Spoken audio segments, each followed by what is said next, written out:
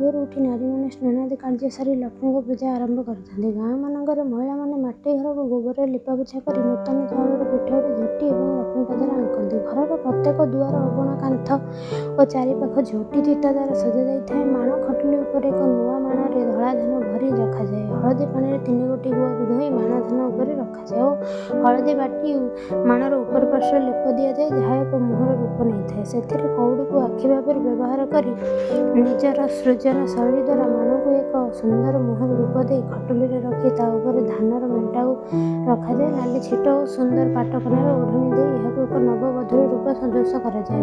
କେହି ମାଣକୁ କାରିଗର ଦ୍ୱାରା ଗଢ଼ାଇ ସୋଲ ଓ ଅନ୍ୟାନ୍ୟ ଦ୍ରବ୍ୟରେ ସେଥିରେ ଆଖି, ନାକ, କାନ ସୁନ୍ଦର ଭାବରେ ଗଢ଼ାଇ ପୂଜା କରିଥାନ୍ତି। ମା ଲକ୍ଷ୍ମୀଙ୍କର ଖଟୁଲି ବା ଆସ୍ଥାନ ଚାରିପଟେ 16 ପାଖୁଡ଼ା ବିଶିଷ୍ଟ ଦିବ୍ୟ ପଦ୍ମ ଅଙ୍କନ କରାଯାଇଥାଏ। ଘରର ଚତୁଃପାର୍ଶ୍ୱରେ ମାଙ୍କର ପଦ୍ମପାଦର ଚିତା ଆସ୍ଥାନ ପର୍ଯ୍ୟନ୍ତ ଅଙ୍କାଯାଏ। କେହି ଗବପତ୍ର, ଗୟା ତୁଳସୀ, କଳାପାତି, ସିନ୍ଦୁର, ଫରୁଆ, ପିତ୍ତଳ ମୋତି ଇତ୍ୟାଦି ମଧ୍ୟ ରଖିଥାନ୍ତି। ଧାନ ଖଳାକୁ ମଧ୍ୟ ସେଦିନ ଝୋଟି ଚିତାରେ ଚିତ୍ରିତ କରାଯାଇଥାଏ। ଲକ୍ଷ୍ମୀଙ୍କର ସ୍ଥାପନା ପାଇଁ ଠାକୁର ଘର ଏକ ସ୍ୱତନ୍ତ୍ର ସ୍ଥାନ ନିର୍ମାଣ କରାଯାଏ। ପୂଜା ସ୍ଥାନରେ ପିଠଉରେ କୋଠି କରି 16 ପାଖୁଡ଼ା ପଦ୍ମଫୁଲ ଅଙ୍କାଯାଏ। ପୂଜା ପାଇଁ ପୂର୍ବରୁ ପ୍ରସ୍ତୁତ କରି ରଖାଯାଇଥିବା ଅମଳ ହୋଇଥିବା ଶୁକ୍ଳ ଧାନ, ମାଣ, ଗୁଆ, କଉଡ଼ି, ନଡ଼ିଆ, ଦୁବ, ବରକୋଳି ପତ୍ର, ସିନ୍ଦୁର, ଧୂପ, ଦୀପ ଓ ନୈବେଦ୍ୟ ମାଣ ବସାଇବା ପୂର୍ବରୁ ସେହି ମାଣକୁ ହଳଦୀ ପାଣିରେ ଧୋଇ ଖରାରେ ଶୁଖିଯିବା ପରେ ସିନ୍ଦୁର ବୋଳାଯାଏ। ପ୍ରଥମେ ଏକ ଖଟୁଲିରେ କିଛି ନୂଆ ଧାନ ରଖାଯାଏ। ସିନ୍ଦୁର ବୋଳାଯାଇଥିବା ମାଣ ଓ ଗହଣାକୁ ଲକ୍ଷ୍ମୀ ଦେବୀଙ୍କର ପ୍ରତୀକ ସ୍ୱରୂପ ନୂଆ ଧଳା ଧାନରେ ପୂର୍ଣ୍ଣ କରି ତା ଉପରେ ଗୁଆ ରଖାଯାଏ। ସେହି ମାଣକୁ ଖଟୁଲି ଉପରେ ବସାଇ ତାର ଉପରେ ଧାନ ପାଣି ରଖି ନୂତନ ପାଟଲୁଗାରେ ଓଢ଼ଣା ଢଙ୍କାଯାଏ। ଲକ୍ଷ୍ମୀଙ୍କୁ ଏକ ନବବଧୂ ବେଶରେ ସଜାଇ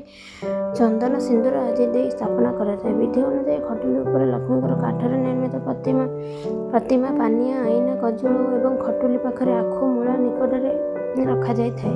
ପୂଜା କାଳରେ ଧୂପ, ଦୀପ, ନୈବେଦ୍ୟ ଆଦି ଅର୍ପଣ କରାଯାଏ। ଲକ୍ଷ୍ମୀଙ୍କ ପାଖରେ ପିଠାପଣା ଓ ଫଳମୂଳ ଭୋଗ, କଦଳୀ, ଛେନା, ନଡ଼ିଆ, ଗୁଡ଼, ଗୋଲମରିଚ ଓ ଅନ୍ୟାନ୍ୟ ଫଳ ଲକ୍ଷ୍ମୀଙ୍କ ପାଖରେ ଲଗାଯାଏ। ଏଥିସହିତ ମଣ୍ଡା ପିଠା ତିଆରି କରାଯାଇ ଭୋଗ ଦିଆଯାଇଥାଏ। ବିଭିନ୍ନ ପାଳିରେ ଭିନ୍ନ ଭିନ୍ନ ପିଠାପଣା ପ୍ରସ୍ତୁତ କରି ଲକ୍ଷ୍ମୀଙ୍କ ପାଖରେ ଲଗାଯାଇଥାଏ।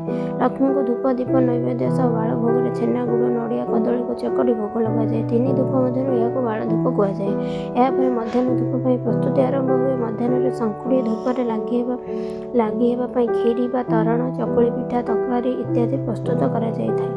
ଶ୍ରଦ୍ଧାର ସହ ଭୋଗ ଲଗାଯାଏ। ମଧ୍ୟାହ୍ନ ଭୋଗ ପରେ ମାଙ୍କ ସମ୍ମୁଖରେ ଲକ୍ଷ୍ମୀ ପୁରାଣ ବୋଲାଯାଏ। ଏହି ଭୋଗ ଘରର ପ୍ରତ୍ୟେକ ସଦସ୍ୟ ଖାଇଥାନ୍ତି। ଏହି ଭୋଗକୁ ପରିବାର ଛଡ଼ା ଅନ୍ୟ କାହାକୁ ନ ଦେବାର ନିୟମ ଅଛି। ଏମିତିକି ବିବାହ କରିଥିବା ଝିଅ ବି ଏ ଭୋଗ ଖାଇପାରିବ ନାହିଁ। ଗୋଧୂଳି ସମୟରେ ସନ୍ଧ୍ୟା ଧୂପରେ ଆଉ ଥରେ ବାଳ ଧୂପ ପରି ଭୋଗ ଲଗାଯାଇ ସନ୍ଧ୍ୟା ପୂଜା କରାଯାଏ।